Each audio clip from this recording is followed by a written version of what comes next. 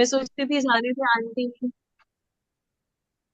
मैं अब सोचती रिकॉर्डिंग थी चालू हो गई। आंटी को मैं बचपन से बहुत मानती हूँ, तो मैंने बोला चल आंटी। फिर मुझे आंटी जब बोलती थी लिखा, तो मैं ऐसे ही हाँ बोल देती थी कि हाँ आंटी लिखा। फिर आंटी मुझे कहती थी दिखा, तो मैं आंटी को सिर्फ दिखाने के लिए लिखती थी कि हाँ आंटी, मतलब मैं मुझे इतना विश्वास नहीं था, बट मैं आंटी के लिए लिखती थी कि आंटी को दिखाना है। तो मैं सोचती थी चल लिख लेती हूँ, आंटी पूछेगी दिखा। मुझे तो मुझे इसके जो इमोशंस प्रॉब्लम्स जो थे ना, मुझे बहुत हार्मफुल होते थे। मैं इसको बोलती थी ये लड़की को तो मैं ठीक करके ही बताऊंगी, यूनिवर्स को बोलती थी ये लड़की को मुझे सीधा करना ही पड़ेगा। हाँ। मैं और ये मेरी बेटी है, बेटी समझ के चलो, क्योंकि मेरी बेटी की फ्रेंड थी। और बचपन से रिलेटिव में बचपन से है, एक ही हम क्लास में चार पढ़ते थे पाँच साल के थे तब से हम लोग फ्रेंड्स हैं, आंटी की बेटी और मैं और मम्मी और ये फ्रेंड्स हैं। तो मैंने तो संकल्प आंटी उठाया था मुझे कि ये लड़की को तो मुझे ठीक करना ही पड़ेगा। आप हाँ, बोले। और आंटी की वजह से मैं मतलब सिर्फ लिखना शुरू किया। आंटी रोज फोन करती थी मेरे को, बहुत वो करती थी, उत्साह करती थी। तो मुझे अच्छा नहीं लगता था, ऐसा लगता था आंटी मेरे ऊपर इतना टाइम देती हैं, तो मैं सोची चल ठीक है लिखने में क्या है, इतना इतना विश्वास तो नहीं था, पर मैंने सोचा चलो आंटी इतना घर बोलती में है तो कितनी बार आई और कितने कितने घंटे बैठी थी? हाँ 3 3 4 4 घंटे बैठती थी मैं। आंटी ने ठान लिया था कि मुझे चेंज करना है, और इसीलिए मैं जाती थी। पर आंटी की जब बातें सुनती थी मुझे बहुत अच्छा लगता था, बहुत एनर्जी आती थी। फिर बाद में कहीं ना कहीं ऐसा लगता था कि लिखने से क्या ही होगा। दोनों चीजें दिमाग में चलती थी। जितनी देर आंटी के साथ रहती थी मैं उतनी देर बहुत पॉजिटिव फील करती थी, पर जब घर जाती थी तो मुझे थोड़ा ऐसे ऐसे लगता था कि लिखने से क्या ही होगा। पर आंटी मुझे बोलती थी दिखा दिखा क्या लिखा है, तो मैं आंटी को रिस्पेक्ट करने के लिए लिखना शुरू किया, जबकि मैं खुद इतना विश्वास नहीं करती थी। पर फिर जब मैंने लिखती गई तो मुझे पता नहीं क्यों मजा आता गया कि और लिखूं, तो मैं लिखती गई और सही में चेंजेस आने लगे। तो मैं तो आंटी के लिए सोचती थी, अरे आंटी मैं तो आपके मन में सोच रही थी, मतलब आंटी से तो मैंने कभी नहीं बोला, ये आज पहली बार बोल रही हूँ आंटी के भी सामने कि मैं बस आंटी के लिए लिखती थी। पर जब मैजिक आने लगे तो मैं भी थोड़ी शॉक हो गई कि अरे सही में ये तो मैजिक हो रहा है। तो आंटी ने मेरे को बहुत उत्साह किया, बहुत ज्यादा, हर बार। और मैंने लिखना शुरू किया और सही कितने में घंटे की प्रैक्टिस चालू किया तुमने? बहुत घंटे तो नहीं, पर आंटी बहुत, अरे अगर रोज आधा घंटा भी लिख लूं तो काफी पेजेस हो जाते हैं। तो रोज आधा 1 घंटा तो लिखती हूँ, लेकिन पहले मैं जब आंटी मुझसे पूछती थी कि क्या बेनिफिट हुआ, तब मैं रेगुलर नहीं थी और मुझे कोई बेनिफिट भी नहीं था। तो मैं रोज आंटी से यही कहती थी कि आंटी नहीं मुझे तो कोई बेनिफिट नहीं है। फिर मुझे अभी रियलाइज हो रहा है कि मैं रोज नहीं लिखती थी। फिर आंटी मुझे बोलती थी बहुत लिख रोज लिख। फिर पता नहीं कैसे मुझे पहले टाइम ही नहीं मिलता था, जब मैंने लिखना शुरू किया और सच में मुझे टाइम भी मिलने लग गया। पहले बहुत बिजी जाता था दिन भर, पता नहीं कैसे। फिर अभी मैं कोई जॉब में लगी जहाँ मुझे बहुत ऑफिस वर्क होता है, तो ऑफिस वर्क के साथ बीच बीच में आधा 1 घंटा मुझे मिलता है, तो मैं लिखने लगी। आपको जॉब में क्या चाहिए था? आपको छोटी मोटी चाहिए थी, बड़ी चाहिए थी, क्या चाहिए था आपको? हाँ, मैं किसी के अंडर में काम नहीं कर सकती हूँ, तो मुझे जॉब करनी थी। पर मैं हमेशा ये सोचती थी कि मैं किसी के अंडर में नहीं कर सकती हूँ। तो मेरे दिमाग में यही चलता था कि फिर ऐसे कौन सी जॉब मिलेगी। तो फिर मुझे पर सही में ऐसे जॉब मिली कि अभी 50 लोग मेरे अंडर काम करते हैं। वाह। मुझे ऐसी जॉब मिली, और वेरी नाइस। बहुत वाह। बड़ा मैजिक हुआ ये मेरे साथ। मुझे सब बोलते थे तू इतना मतलब सब कुछ कर सकती है, जॉब क्यों नहीं करती है, जॉब क्यों नहीं करती, और मुझे बस यही था कि मैं किसी के अंडर नहीं कर सकती हूँ।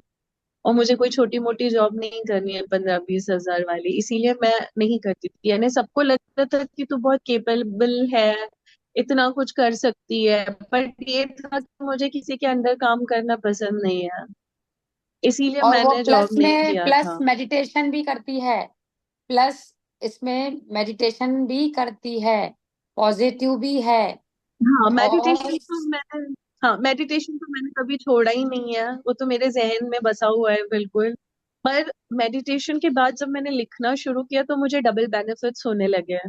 वाह मेडिटेशन से वाह। मेरे लाइफ में अप डाउन्स जो भी आते थे, लेकिन मैं कभी हिलती नहीं हूँ कि अरे ये हो गया, अरे वो हो गया। तो मेडिटेशन मुझे वो बहुत हेल्प करता है। कि मुझे एक स्थिति पे ही रखता है, चाहे दुख आए चाहे सुख आए कैसे भी रहूं, बट मैं स्टेबल रह सकती हूँ। लेकिन रिटर्न वर्क करने के बाद जो मुझे चाहिए था मुझे वो मिला। तो जैसे मुझे जॉब चाहिए थी कि मैं किसी के अंडर काम नहीं करूंगी जॉब करके कि कोई मुझे ये बोले, लेकिन अब जिनके अंडर मैं जॉब करती हूँ वो मुझसे बात तक नहीं करते, बस उन्होंने मुझे अपनी पूरी फैक्ट्री दे दी और मैं ही सब कुछ हैंडल करती हूँ। तो 50 लोग मेरे अंडर में काम करते हैं। वाह, बहुत तो ये बढ़िया। बहुत प्रिया बड़ा दीदी, चमत्कार था मेरे प्रिया लिए। दीदी, प्रिया दीदी, पता नहीं नारायण किस रूप में आते हैं। वाह। हाँ, ये बहुत बड़ा चमत्कार हुआ। जबकि आंटी जब भी मुझसे पूछती थी क्या बेनिफिट है, क्या, मैं सोचती थी आंटी इतनी जल्दी पूछती है, इतनी जल्दी कैसे, क्या बताऊं क्या बेनिफिट हुआ, मैं हमेशा सोचती थी कोई बेनिफिट ही नहीं हो रहा है, क्या बताऊं आंटी को। तो जब सब शेयरिंग करते थे तो मुझे लगता था मैं भी कुछ शेयरिंग करूं, क्योंकि आंटी मुझसे बहुत उम्मीद करती थी कि कुछ तो बता कुछ तो। लेकिन कुछ था ही नहीं चेंज, तो मैं क्या ही बताती। लेकिन अचानक से जब चेंजेस आने लगे, ऐसे 5-6 चेंजेस आए। और ऐसा भी नहीं प्रिया दीदी, ये ढूंढने भी नहीं गई है, लोग इसकी सिचुएशन को देख के खुद इसके पास आए हैं, तू वाह। करेगी क्या, तू करेगी क्योंकि क्या। उसको जरूरत थी किसी और घर जैसे की, इसके किसी। लिए इसके लिए सेकंड पर्सन थर्ड पर्सन से बात कर रहा है, वेरी नाइस। ये खुद अपने मुंह से वो नहीं बोल रही मुझे है, इसके लिए मैजिक दूसरा सेकंड पर्सन बीच वाला थर्ड पर्सन से बात कर रहा है, और थर्ड पर्सन ने सेकंड पर्सन को बोला कि उसको बोल, और वो मैडम इसके थ्रू उसके थ्रू गई। वाह, बहुत बढ़िया। वो अभी भी आंटी आपके। ने बताया था मुझे। मुझे हम्म। आंटी ने बताया था एक दिन कि अपने देवरों को भी थैंक यू कर, जबकि मेरा उनसे कोई प्रॉब्लम नहीं था। पर आंटी ने पता नहीं क्यों मुझे बोला अपने देवरों को थैंक यू लिख, तो मैंने लिखा, जबकि मेरा मतलब उनके साथ कोई प्रॉब्लम नहीं था, पर आंटी के मन में पता नहीं क्यों आया। तो मैंने लिखा देवरों के लिए थैंक यू, लव यू, सब कुछ लिखा। और उसी के थ्रू मुझे ये जॉब मिली। उसी ने उसी मुझे देवर अचानक ने, से कॉल किया। देखो, मैंने पता नहीं मेरे अंदर में ऐसा इंट्यूशन आया कि देखो तुम तीनों फैमिलियां अलग अलग हो, लेकिन कहीं ना कहीं जाने अनजाने घर में बैठ के अपन एक दूसरे के लिए कुछ ना कुछ सोचते हैं। तो तू, मेरे को इसको इसका इंट्यूशन ऐसा आया कि तू अपने देवरों के लिए, तू देखो देवरानियां तो आजकल ठीक है भाई, एक दूसरे से नहीं पटे ठीक है, लेकिन देवर जो है हमारे हमारे मिस्टर के भाई हैं, उनको तू थैंक यू लव यू कर, लव यू नहीं कर, थैंक यू और रिस्पेक्ट यू लिख। वो तो भी जब मैंने मन इसने से लिख, नहीं किया था। और हो पोनो पोनो मैंने बोला उनको, हो पोनो पोनो, एक एक परिवार हाँ, के लिए, एक एक जन के लिए, एक एक जो परिवार में एक देवरानी है, देवर के बच्चे हैं, देवर है, 9 लोग हैं, 9 लोगों के लिए एक एक page 108 bar thank you love you I am sorry please forgive me, ये वो भी होपोनो मैंने पोनो कर। मन से नहीं किया था, क्योंकि मैं आंटी को बार बार बोल रही थी आंटी मेरा देवरों के साथ कभी कोई प्रॉब्लम ही नहीं रहा है, कभी कुछ नहीं हुआ है, उनके साथ अच्छा ही है। तो आंटी ने फिर भी बोला कि लिख, मेरा मन नहीं था पर फिर भी मैंने लिखा, क्योंकि मैंने सोचा चलो उसी आंटी देवर को। ने उसी देवर ने इसकी नौकरी लगवा ली है। तो फिर मुझे ये महसूस हुआ भले हमारे अच्छे टर्म्स हो तो भी हम उनके लिए अच्छा लिखेंगे तो और अच्छा होगा। वाह। तो खुशी जी, यहाँ पे क्वेश्चन पूछ रहे हैं सभी कि आप क्या लिखते थे और कितना टाइम लिखते थे। पहले शुरू में जब मुझे आंटी ने बोला था लिखना, लिखने के लिए, तब मैं कभी कभी लिखती थी, 5-10 मिनट के लिए लिखती थी। कई महीनों तक ऐसे ही चलता रहा। और आंटी 2 साल, पूछती रही। हाँ। 2 साल के अंदर। हाँ, 2 साल से मैं, मतलब आंटी से तो बचपन से जुड़ी हूँ, पर 2 साल से इस विषय पर जुड़ी हूँ। तो मैं रेगुलर भी नहीं लिखती थी और एक ही पेज लिखती थी।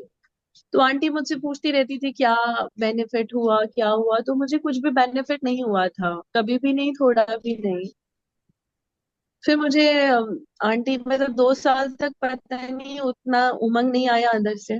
बट अभी अभी आंटी ने मुझे बहुत एनकरेज किया, आंटी फोन करती रहती थी, आजा घर, क्या कर रही है, आजा, मैं आती हूँ, क्या कर रही है, ऐसे कर करके। फिर मतलब जब मैं आंटी से मिली तो बस फिर आंटी ने मुझे हमेशा फोन करती थी और बोलती थी चेक करूँ क्या लिखा है, तो मैंने फिर रोज लिखना शुरू किया 2 साल बाद। तो जब मैंने देखा जब हम कभी कभी लिखते हैं या थोड़ा लिखते हैं उससे कोई फर्क नहीं पड़ता, बिल्कुल फर्क नहीं पड़ता, और हम सोचते हैं कि हम 2 साल से कर रहे हैं पर कोई फर्क नहीं है। पर ऐसा नहीं है। फिर जब मैंने रोज लिखा रोज लिखा रोज लिखा तब मुझे बहुत बेनिफिट्स आए। तो जब हम वो कभी कभी लिखते हैं और थोड़ा लिखते हैं उससे कुछ भी नहीं होता है। लेकिन जब हम रोज लिखते हैं, फिर चाहे थोड़ा, कभी मैं थोड़ा लिखती थी, कभी बहुत लिखती थी, लेकिन रोज लिखती थी। तो जब मैंने रोज लिखना शुरू किया उसके बाद मुझे बहुत फर्क आया। और बेटी के बारे में बताओ। बेटी के लिए आंटी क्या बताया था उस उसका नहीं जो। तो वो उसने भी लिखना चालू किया तो उसका भी हाँ वो भी बेनिफिट हुआ। हाँ वो भी बहुत लिखती है। उसको भी घर बैठे ही ऑनलाइन फॉरेन कंपनी से जॉब मिली। जब फॉरेन कंपनी वाला एक दिन, ये लोग 8-10 फ्रेंड्स थी, सबकी इंटरव्यू लेने वाला था, और सबसे पहले मेरी बेटी का इंटरव्यू था, कोई फॉरेन कंपनी से था। तो उसने पहले इंटरव्यू में ही डन कर दिया। तो इशिका ने, मेरी बेटी ने पूछा बाकी इंटरव्यूज, तो उसने बोला नहीं मैं नहीं लूंगा, मेरे को जैसे चाहिए था मिल गया। उसने किसी का भी इंटरव्यू नहीं लिया और उसी को सिलेक्ट करके वहीं खत्म कर दिया।